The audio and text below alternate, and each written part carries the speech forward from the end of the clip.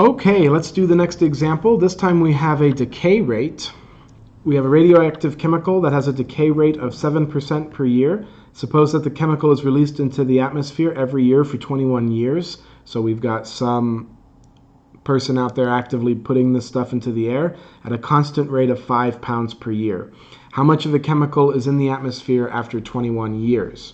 So even though it's decaying, because we're pumping out 5 pounds every year, there's still going to be some stuff in the air. So the trade-off with radioactive decay is it's just bad all the way around, because either it decays very quickly, which means it's really devastating, but it doesn't live as long, or it decays slowly, but then it lasts in the atmosphere for a really long time, even though it's a little less harmful, but it's just lingering out there for so much longer, it's still a problem.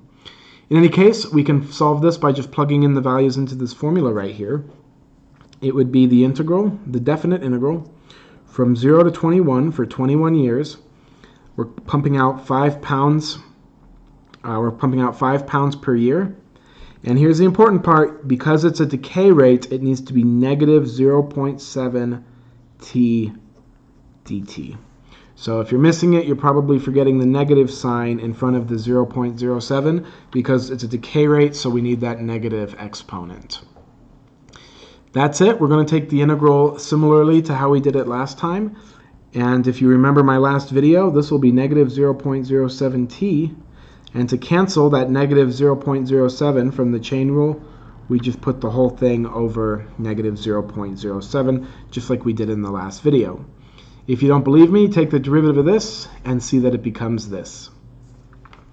We can evaluate that from 0 to 21, and when we do that, we will have the answer. So let's do it. Let's go ahead and plug in. This will be 5e to the negative 0.07 times 21 all over negative 0.07 minus 5e to the 0 over negative 0.07. So that's plugging in the 21 minus the 0. Don't just assume that this term will be 0. This part is actually going to be 1 because anything to the 0 is 1. Calculator time. I'm just going to grab my calculator. It's going to be 5e to the negative 0.07 times 21 divided by negative 0.07 minus, which will turn into a plus because we have two negatives, 5 divided by 0.07. And when you do that, if you round to the 100th place, you get 55.01, which is the correct answer. So that's how many, I think, pounds are still going to be in the air, partly because the people are just pumping it out all the time.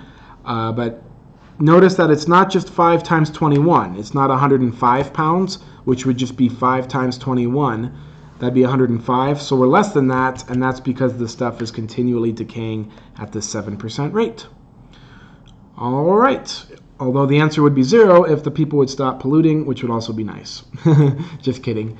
If you have any questions on this, please email me. I think this is all the examples you need for this section, but if you have other questions, please email me, and I will see you in the next section.